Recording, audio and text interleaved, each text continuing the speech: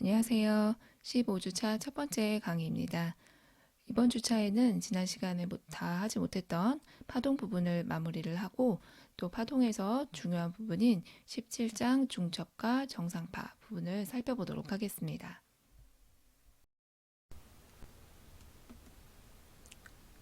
우리는 지난 시간에 파동의 종류와 그리고 여러 가지 파동이 있을 때 그들의 파동을 어떤 형태로 표현할 것인가에 대해서 이야기를 해보았습니다.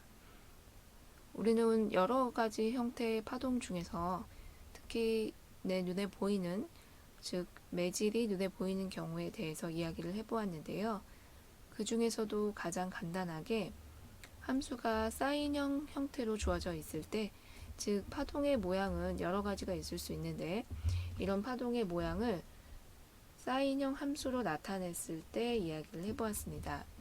사인형 함수로 나타냈을 경우에 진폭을 보통 라지 A로 이야기를 하고 사인 kx 마이너스 오메가 t 플러스 파이 이렇게 y의 함수를 사인형으로 아예 놓고 시작을 하였습니다.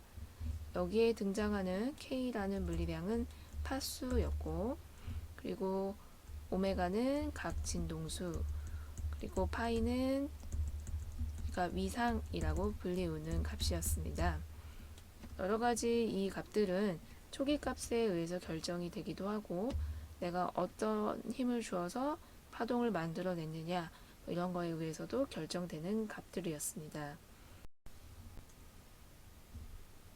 또한 여기서 파수라는 개념은 이 파이 속에 람다가 몇 개나 들어갈 수 있는가 라는 우리가 파동의 수라는 개념으로 정의를 내렸었고 오메가라는 값은 각 진동수 값으로 시간분의 각도, 즉 한 바퀴 도는데 주기 라지 t만큼 시간이 걸렸다라고 하면 정의는 라지 t분의 2파이 또는 2파이 주기분의 1이 진동수여서 2파이 f 이런 식으로 정의되는 값이었습니다. 주로 진폭 A와 파이는 초기 조건에 의해서 결정되는 상수값 이렇게 기억을 해주시면 되겠고요. 또한 파동의 속력도 우리가 주어진 물리량들로 표현을 해볼 수가 있었는데요. 파동의 속력이라는 것은 한 주기 동안에 한 파장에 해당되는 주기분의 람다의 값과 같았고 또는 람다 F 이런 표현을 쓸 수도 있었고 그리고 우리가 배운 파수라는 개념을 이용해서 K분의 오메가 이렇게도 표현할 수 있었습니다. 우리가 이런 표현들은 다 자주 사용되는 표현이기 때문에 꼭 기억을 해주셔야 되겠습니다. 이걸 배우고 나서 우리가 그 다음으로 배운 것이 이 함수로부터, 즉 y라는 함수로부터 횡속력과 횡가속도, 이런 가속도의 크기, 횡가속력 이런 것들을 정의 내려보았는데요. 그 중에서도 최대 횡속력, 최대 횡가속력 이런 것을 주요하게 배웠습니다. 그래서 우리가 V의 최대값 얼마냐라고 그리고 횡이라는 부분, 즉 Y축 방향으로 변하는 속도의 값이라는 걸 강조해서 Y를 붙여주어서 값은 A 오메가 이렇게 구했죠. 이걸 계산하는 방법은 y라는 함수를 시간에 대해서 미분해서 근데 편미분해서 계산을 했었습니다. 이건 지난 시간에 배웠던 내용이니까 간략하게 그냥 결론만 써보면 횡가속력 최대값도 계산할 수 있었는데 역시 y 방향으로 가속도의 크기를 계산하는 거였고 최대값은 a 오메가 제곱 이렇게 주어졌습니다. 오늘은 우리가 이러한 속력 말고 또 다른 속력을 한번 정의 내려볼 텐데요. 보통 우리가 이런 걸 횡속력 이렇게 표현을 했고 그 다음에 K분의 오메가 여기 값에 해당되는 것이 파동의 속력이라고 불리우는 값입니다.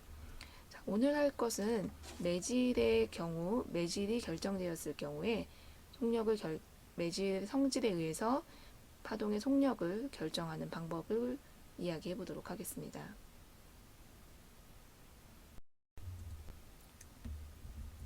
특히 매질의 성질 중에서도 우리가 매질을 줄로 가정을 하고 여러 가지 파동이 있겠지만 매질이 줄이라고 가정을 해보고 제가 이 줄에 힘을 주어서 줄을 튕겨서 파동 모양을 만들어 내려고 합니다. 이때 제가 준 줄의 힘을 장력이라고 부르면 될 테니까 장력에 따른 매질의 속력을 한번 계산해 보려고 합니다. 자, 그런데 사실 이 부분은 굉장히 좀 계산 과정이 복잡하기도 하고 또 우리가 별로 다루지 않았던 관성 기준틀 등을 이용해야 되기 때문에 저하고 그냥 정량적인 풀이 방법이 아닌 정성적인 방법으로 간략하게만 파동의 속력을 계산해 보도록 하겠습니다. 어떤 형태로 이해를 해볼 거냐면 제가 줄의 파동의 일부분을 여기에 그려보겠습니다. 자, 그럼 이 줄이 원래는 평평했었는데 이러한 형태의 모양을 가진다라는 것은 어떤 한 요소를 봤을 때 장력이 작용하고 있기 때문입니다. 또한 장력이라는 것은 물체에 작용하는 힘이기 때문에 줄이 있는 곳에 작용을 하게 됩니다. 물론 줄은 반대편에도 있기 때문에 이런 식으로 양쪽으로 장력이 작용하게 될 거고 실제 이 펄스의 굉장히 일부분을 그린 형태인데 이 펄스가 계속해서 움직이고 있기 때문에 움직이는 기준 틀에 대해서 이렇게 문제를 또 기하학적인 모양으로 나눠서 문제를 풀어야 되는데 그냥 이런 그림 없이 우리가 그냥 생각을 해본다라고 하면 펄스의 이동 속력, 즉 줄의 모양이 얼마나 빠르게 바뀌느냐, 얼마나 옆으로 빠르게 막 파동이 이동을 하느냐 이런 걸 결정하는 데 있어서 내가 준 힘은 굉장히 중요한 역할을 할 것입니다. 힘을 많이 주면 줄의 모습이 빠르게 변할까요? 아니면 천천히 변할까요? 당연히 힘을 세게 주면 줄은 더 빠르게 파동의 모습을 띠겠죠. 더 막 움직임이 더 빨라질 테니까 즉 파동의 속력은 내가 물체에 준 장력과 비례한다 라고 볼 수 있을 겁니다. 이번에는 파동의 속력을 이 줄의 무게, 즉 이 줄에는 무게가 있을 텐데 이 줄의 무게하고 비교를 해보려고 합니다. 자, 그런데 줄의 길이가 얼마인지 모르는 상태이고 길이가 굉장히 길 수도 있는 그런 문제도 풀어야 되는 상황이 될 테니까 우리가 이제 무게로 다루는 것보다는 밀도로 다루는 것이 더 편하겠습니다. 따라서 줄의 밀도에 대한 이야기를 잠깐 할 텐데 보통 우리가 이 줄의 밀도를 뮤라는 기호를 씁니다. 뮤라는 것은 단위 길이당 질량이라는 걸 의미하기 때문에 길이 분의 질량 이렇게 정의를 내려주시면 되겠습니다. 이런 걸 우리가 선 밀도라고 부르는데요. 선에 대한 밀도를 계산하는 부분이다 라고 생각해 주시면 되겠고요. 단위는 킬로그램 퍼 미터의 단위를 가지면 되겠죠. 자, 줄의 밀도를 뮤라고 했다고 하면 만약에 무거운 줄이 있다라고 하고 가벼운 줄이 있다라고 가정을 해보면 줄이 무거우면 무거울수록 움직이게 하는 게 더 힘들잖아요. 따라서 파동의 속력은 줄어들 겁니다. 또한 줄이 가볍다 그러면 내가 움직임을 더 빠르게 만들어낼 수 있을 거니까 파동의 모습이 좀 더 빠르게 이동할 수 있겠죠. 따라서 V와 뮤는 비례 관계가 아니라 반비례 관계가 되겠다라는 것을 알 수가 있겠습니다. 따라서 줄의 선 밀도라고 부를 수 있는 줄의 밀도와 그리고 파동의 속력과의 관계는 반비례다. 이렇게 정의 내리시면 되겠습니다. 나머지는 정확히 이제 계산을 할 수 없지만 우리가 뮤분의 t, v는 뮤분의 t의 형태가 될 거다라는 것을 알 수가 있을 거고요. 그다음에 관성 기술 틀과 기하학적인 모양 그리고 여러 가지 힘의 법칙을 이용하면 루트 뮤분의 t가 된다라는 것을 알 수가 있겠습니다. 우리는 여기서 그냥 왜 뮤분의 t와 비례하는 형태가 되는지만 이야기를 해보았는데요. 기억을 하실 때는 루트를 붙여서 기억을 해주시면 되겠습니다. 지금 우리가 계산한 값은 줄의 속력을 파동의 속력, 줄에서의 파동의 속력을 계산했습니다. 그런데 줄에서의 파동의 속력은 내가 준 장력과 비례하고 줄의 질량과는 반비례 관계다 라는 게 중요하겠고, 이때 줄의 밀도, 질량과 관련 있는 물리량을 뮤라고 둔다라는 걸 기억해 두시면 되겠습니다. 그 다음에 여기에 있는 T가 장력인데요. 지금 제가 이렇게 쭉 이야기를 할 때는 이게 굉장히 당연해 보이는데, 나중에 막 정신없이 문제를 풀다 보면 이게 시간으로 보이는 경우가 많이 있습니다. 아무래도 속도 옆에 쓰여져 있기 때문에 그럴 수 있겠죠. 그래서 여기에 나오는 이 T가 장력이라는 거 주의 깊게 보시고 기억을 하시면 되겠습니다.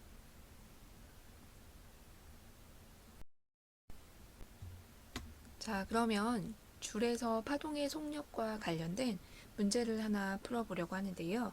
유인물 첫 번째 문제입니다. 그림처럼 균일한 줄의 질량을 매달아서 이 줄에 장력이 생기도록 합니다.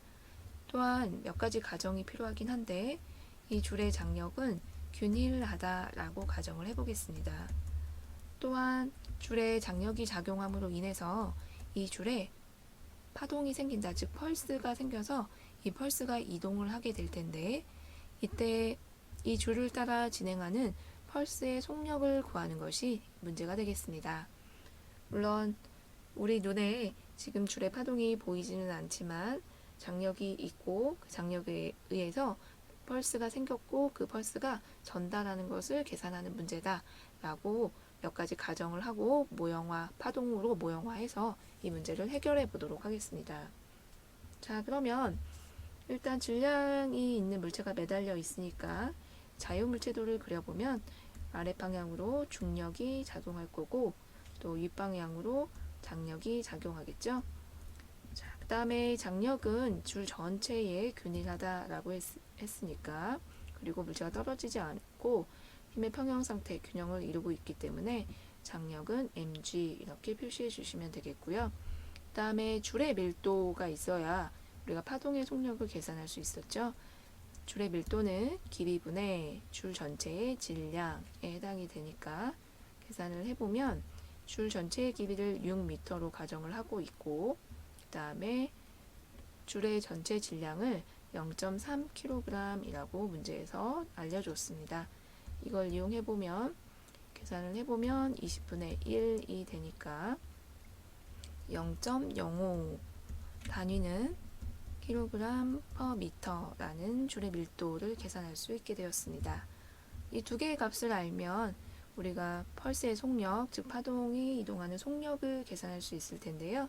줄을 따라 진행하는 펄스의 속력, 파동의 속력은 V는 루트 뮤분의 T로 주어진다 라고 했으니까 이걸 이 식을 이용해 보면 0.05분의 20 장력은 20이겠죠. 그냥 중력과 속도를 10으로 가정해 보겠습니다. 질량이 2kg이고 중력과 속도를 10으로 하면 대략 20N이 될 테니까 이 값을 그냥 그대로 넣어주면 속도는 루트 400이니까 20 미터 퍼 세크가 되는 것을 알 수가 있겠습니다. 그동안 우리가 속력을 계산을 했었으니까 이번에는 에너지를 한번 계산해 보도록 하겠습니다. 물체가 가지는 에너지를 계산한다라는 것은 사실 에너지 하면 여러분들이 운동 에너지를 떠올릴 수 있겠죠. 운동 에너지 또는 위치 에너지 뭐 이런 것들을 계산해라 라는 말과 같겠습니다.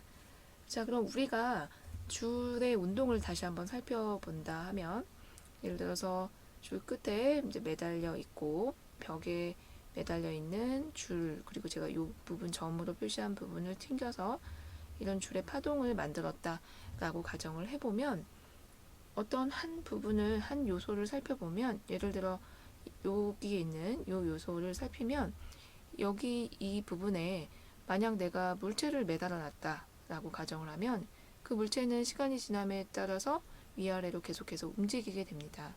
즉 위아래로 움직인다 라는 것은 물체를 움직일 힘을 가지고 에너지를 가지고 있다 라는 말이 되겠죠.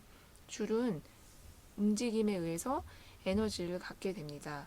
따라서 이 줄의 작은 요소를 제가 dx, 길이를 dx, 질량의 작은 요소를 dm이라고 하게 되면 이 줄이 위아래로 움직임에 의해 운동 에너지를 가질 수 있다라는 말과 같습니다.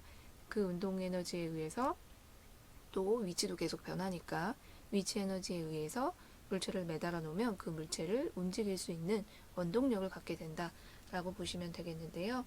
우선 쉽게 운동 에너지의 정의를 이용해서 계산을 해볼 텐데 줄이 계속 연속적으로 있으니까 모든 부분을 다 계산하는 것이 아니라 일단 미소 조각 dx, dm이라는 미소 부분에 대한 운동 에너지를 계산해 보겠습니다. 운동 에너지의 정의는 2분의 1 mv 제곱인데 현재 내가 바라보고 있는 질량을 dm이라고 하기로 했으니까 2분의 1 dm, 그리고 움직이는 속도는 물체를 매달아 놓으면 이렇게 위아래로 움직이겠죠.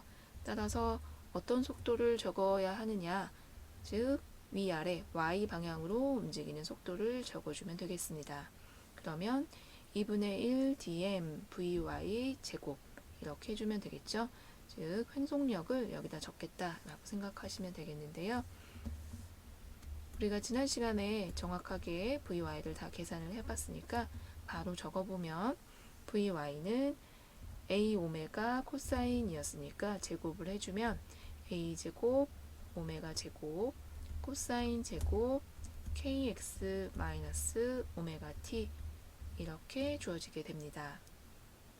자, 조금 더 정리를 해볼 텐데요. 어차피 내가 계산하고자 하는 것은 운동 에너지라는 걸 계산하는 게 목적이 되겠죠. 그러려면 지금 미소 조각의 운동 에너지를 계산했으니까 결과적으로는 적분을 다시 해야 될 겁니다. 따라서 적분 변수가 중요한데 지금 적분 변수가 dm, 질량에 대한 부분이죠. 보통 이러면 잘 문제가 풀리지 않잖아요. 그래서 길이와 시간에 대한 함수로 주어져 있으니까 그쪽으로 유도를 해서 적분 변수를 바꿔주어야 할 겁니다. 이렇게 길이와 질량 사이에 연결해 주는 것이 바로 밀도인데요. 줄의 선 밀도를 우리가 길이분의 질량 이렇게 정의 내리면 됐었으니까 dm 대신에 밀도를 이용해서 이 수식을 길이를 적분 변수로 바꿔주도록 하겠습니다.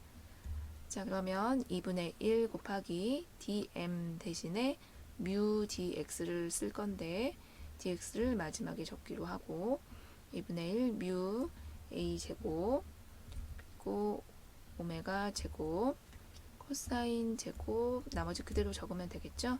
kx 마이너스 오메가 t 그리고 적분 변수는 dx 이렇게 해주시면 되겠습니다. 그러면 적분을 하기 이제 수월해졌는데요. 운동 에너지를 계산해 볼 건데 적분을 어디서부터 어디까지 하느냐, 내가 이제 바라보는 부분을 내가 보고 싶어 하는 그 부분을 계산해 주면 되는 건데 일반적으로 파동은 계속해서 반복되는 성질을 가지니까 한 주기 정도만 계산을 해주시면 되겠죠. 즉 길이에 대해서 이야기를 하고 있으니까 한 파장에 대한 에너지를 계산하면 되겠습니다. 따라서 dx를 0부터 람다까지 적분해 주면 되는데 다시 한번 적어보면 2분의 1 mu a 제곱 오메가 제곱, 사실 이 부분은 다 상수 부분이겠죠. 즉 코사인 제곱 부분을 우리가 적분한다 라고 생각해 주시면 되겠네요.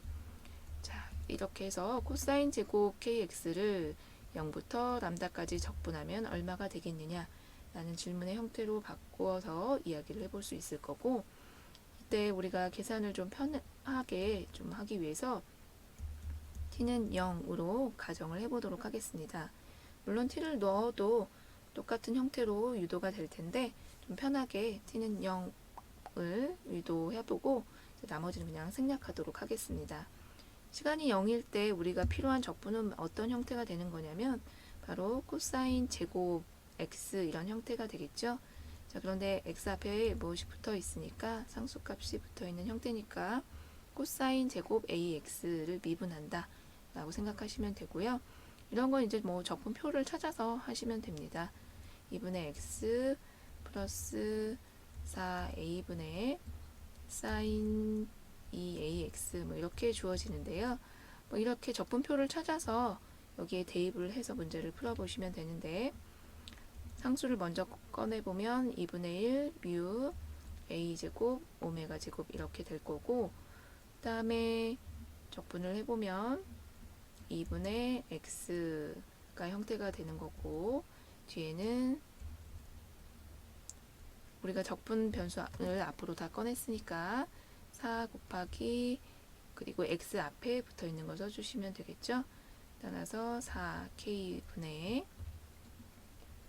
sin 2kx 이런 식으로 적분표를 이용해서 적분의 형태를 바꿔주시면 되겠습니다. 자, 이걸 어디서부터 어디까지 적분하는 거냐면 0부터 람다까지만 이렇게 적분해 주시면 되겠는데요. 자, 이렇게 해서 문제를 쭉 풀어보시면 결과를 정리해 볼 수가 있겠습니다. 나머지는 다 0이 되고 결론으로 정리되는 값은 4분의 1 뮤 a제곱 오메가 제곱 람다 이렇게 정리가 됩니다. 여기서 사용된 또 하나의 정의는 k가 람다분의 2파이라는 것까지 이용을 해주시면 전부 다 0이 되고 남는 값이 이 부분 4분의 1 뮤 a제곱 오메가 제곱 람다만 남는 것을 알 수가 있습니다. 이렇게 해서 운동 에너지를 다 계산을 해보았는데요. 위치 에너지는 제가 풀어주지는 않을 건데, 왜냐면 결과적으로 위치 에너지도 똑같은 값이 나오게 됩니다. 비슷한 방법으로 우리가 계속 적분을 하는 뭐 그런 형태니까 굳이 뭐 적분을 여기서 또 반복하지 않아도 될 것 같고요. 에너지는 그럼 어떻게 되느냐? 에너지는 2분의 1 역학적 에너지, 운동 에너지랑 위치 에너지를 더하는 거니까 두 배가 되겠죠. 2분의 1 뮤 a제곱 오메가 제곱 람다 이렇게 계산이 됩니다. 이렇게 계산된 전체 에너지를 통해서 이러한 에너지가 전달되는 데 걸리는 시간, 우리가 한 파장 동안을 계산했잖아요. 이 한 파장이 전달되는 동안에 걸리는 시간인 주기, 라지 t를 이용해서 일률을 계산할 수도 있습니다. 일률은 주기분의 우리가 지금 한 주기에 대한 한 파장에 대해서만 계속 계산을 하고 있으니까 이러한 주기 동안에 에너지를 얼마나 전달을 했나 계산을 해보면 라지 t분의 2 람다를 계산해 주면 되겠죠. 그런데 이 람다는 이미 다 계산이 되었고 정리를 해보면 2분의 1 뮤 a제곱 오메가 제곱 그리고 람다 대신에 t로 나눠서 t분의 람다 이렇게 써주시면 되겠네요. 이때 t분의 람다라는 것은 주기분의 파장이니까 파동의 속력의 정의에 해당이 되니까 일률은 2분의 1 뮤 a제곱 오메가 제곱 v 이렇게 쓸 수도 있겠습니다. 이렇게 해서 우리가 파동의 운동 에너지 그리고 위치 에너지는 계산해 보진 않았지만 2분의 1 kx 제곱이라는 복원력의 위치 에너지를 이용해서 계산을 적분을 해보시면 되고, 그러면 두 개의 값이 같다라는 것을 알 수 있어서 전체 에너지인 2분의 1 뮤 a제곱 오메가 제곱 람다를 계산해 보았습니다. 이를 통해서 또한 일률도 계산을 할 수 있게 되었는데요. 줄이 전달을 할 때, 에너지를 전달할 때 일률 문제를 많이 물어보니까 한번 인류과 관련된 문제를 풀어보도록 하겠습니다. 유인물 두 번째 문제인데요.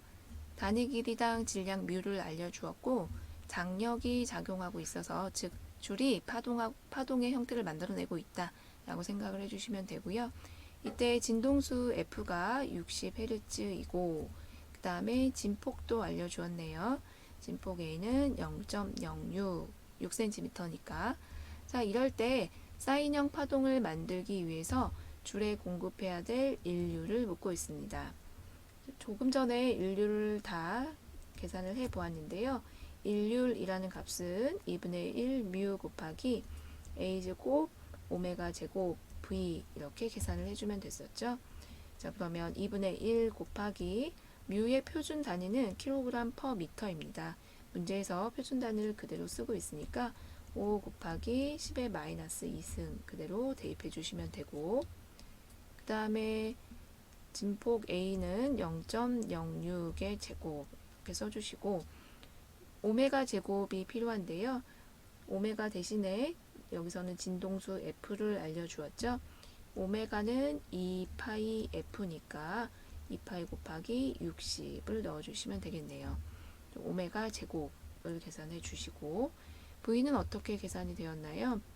V는 문제에서 주어진 값들을 이용해서 풀어주시면 되는데 잘 보면 이 문제는 장력을 알려주고 있습니다. 따라서 장력 값을 이용해서 파동의 속력을 계산한 후에 저기 일률 자리에 넣어주시면 되는데요. 파동의 속력은 뮤분의 라지 t 장력 이렇게 계산을 해주면 되니까 따라서 V 자리에 루트 5 곱하기 10의 마이너스 2승 줄의 밀도 넣어주시고 그 다음에 장력 80N 문제에 주어진 값을 그대로 대입해 주시면 되겠습니다. 자, 이렇게 해서 계산을 해주시면 512가 나오고 일률의 기본 단위인 줄 퍼 세크 또는 와트 이렇게 결론을 내리시면 되겠습니다. 이렇게 해서 우리가 줄에 공급해야 할 일률 등도 계산을 해보았는데요. 줄에 공급해야 할 일률이라고 묻는 값이나 또는 줄이 전달하고 있는 일의 능력이라고 물을 수도 있고 또 줄을 따라서 파동이 진행되고 있을 때 에너지의 전달률은 얼마인가 이렇게 물어볼 수도 있는데요. 다 같은 표현이 되겠습니다. 자, 그런데 우리가 지금까지 문제를 풀 때 생각을 해보면 전부 다 사인형 파동을 문제를 풀고 있는데요. 잘 생각해 보시면 항상 사인형으로 파동이 주어져 있습니다 라고 하고 문제를 풀었는데요.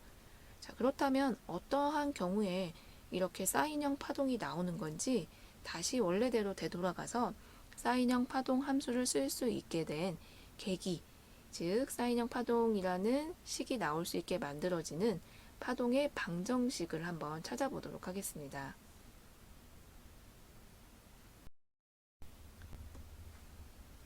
파동 방정식을 계산을 하기 위해서 줄을 크게 늘려서 그림을 하나 그려두었습니다.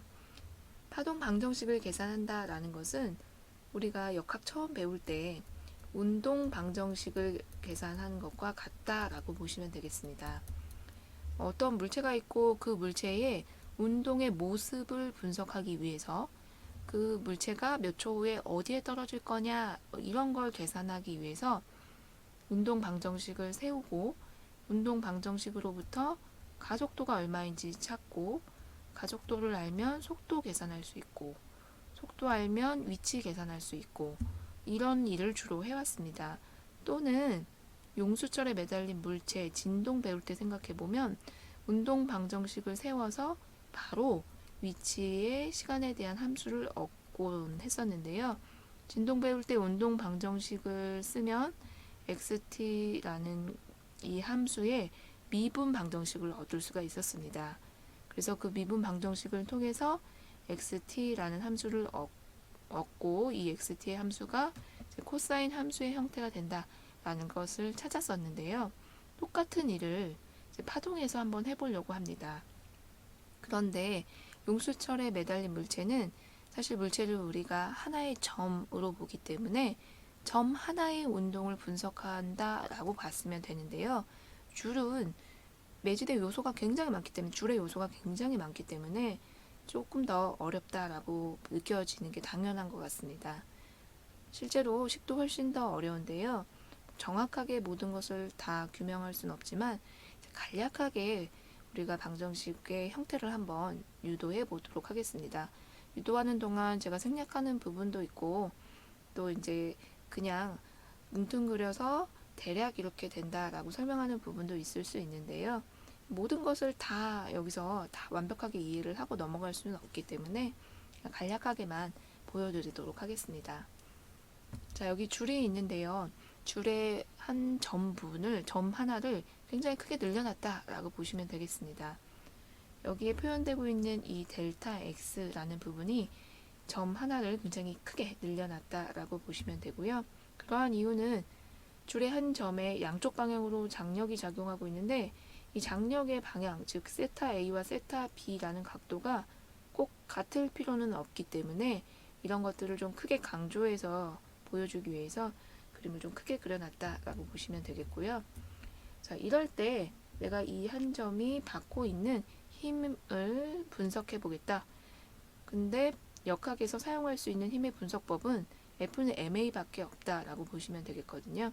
따라서 F는 MA라는 운동 방정식을 적을 건데 우선 모든 힘의 합을 계산을 해야 되겠죠. 자, 그런데 다행히 이 장력은 X방향과 Y방향으로 나뉘게 될 텐데 X방향의 힘은 서로 상쇄가 될 테니까 거의 이 세타 A와 세타 B가 거의 비슷한 값을 가질 테니까 물론 차이가 있을 수 있지만 그냥 장력의 X성분은 무시를 하고 우리가 장력의 Y성분 즉 힘의 합력을 계산할 때 Y성분에 대한 것만 계산을 해주도록 하겠습니다. 자, 그럼 힘의 Y성분에 대한 합은 장력 곱하기 사인 부분이 되겠죠. 그래서 위쪽은 사인 세타 B가 될 거고 다음에 아래쪽은 사인 세타 A가 되겠죠. 윗방향과 아래 방향이니까 우리가 계산을 해주실 때 장력 곱하기 사인 세타 B를 플러스 방향 다음에 사인 세타 A 이렇게 두도록 하겠습니다.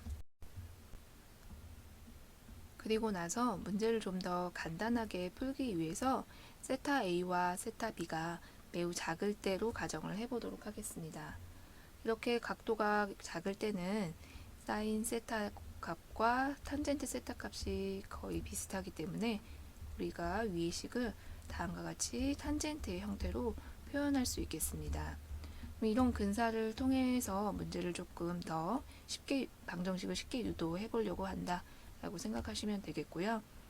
탄젠트 세타라는 값을 다시 또 어떻게 바꿀 거냐면 탄젠트라는 것은 x 성분분의 y 성분에 해당이 되는 것이니까 그림에서 보면 x 성분분의 y 성분 이런 형태가 될 거고 즉 이 값은 우리가 y라는 함수가 있을 때 이 y의 함수를 x로 미분을 해준 값이라고 표현할 수 있겠습니다. 즉 x의 길이분의 y라는 뜻이 될 테니까 y의 함수를 x로 나누어 준 값이 될 텐데 문제는 이 y라는 함수가 파동의 경우에 x에 대해서도 변하지만 t에 대해서도 변한다 라고 했기 때문에 편미분을 해줘야 합니다. 나누어 줄 건데 변수가 두 개, xt 두 개였기 때문에 편미분의 형태로 썼다 라고 보시면 되겠고 B라는 지점이었으니까 B 그리고 라운드 X분의 라운드 Y A점 이렇게 두도록 하겠습니다. 이 값이 얼마가 되느냐면 바로 질량 곱하기 가속도가 될 거고 줄의 움직임은 Y방향으로 움직임이고 지금 그 Y방향, 횡방향으로 분석을 하고 있는 거기 때문에 MAY 이렇게 표기해 주시면 되겠습니다.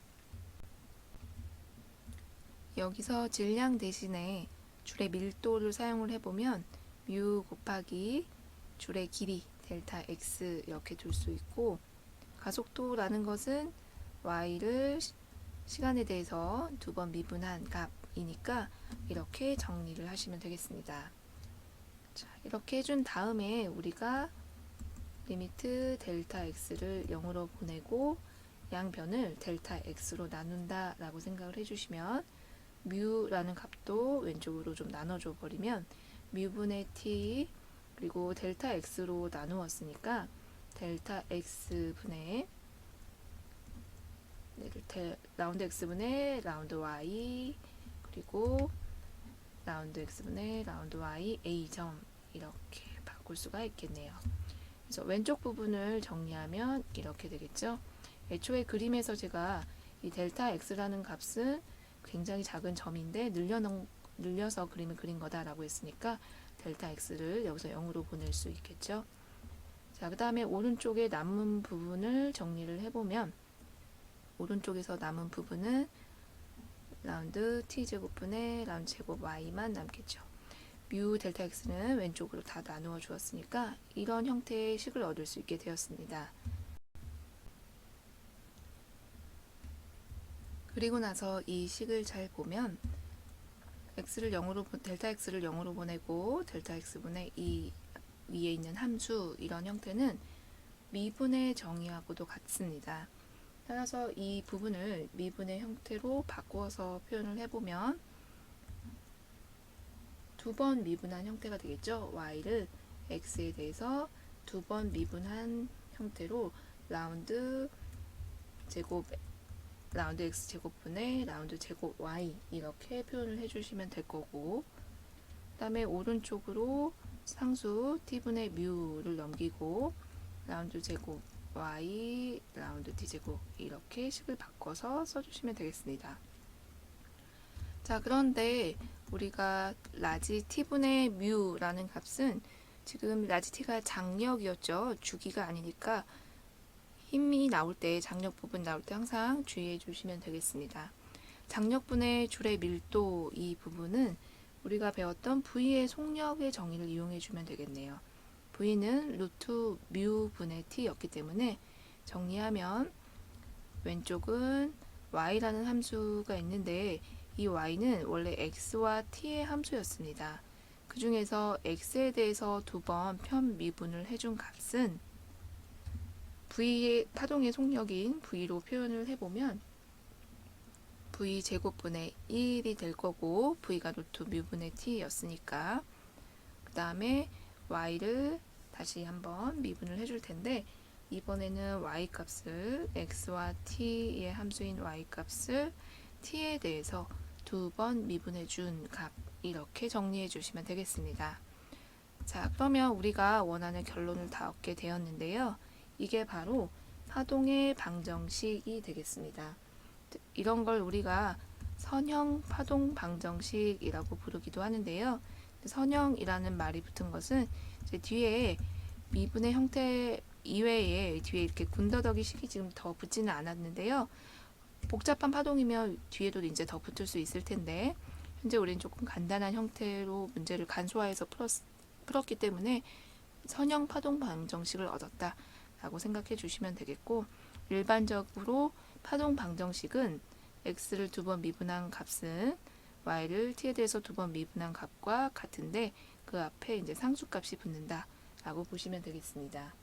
또한 두 번 미분을 하는 형태인데 두 번 미분을 해서 본인이 나오는 그런 함수는 사인과 코사인 함수가 있다라고 했었죠.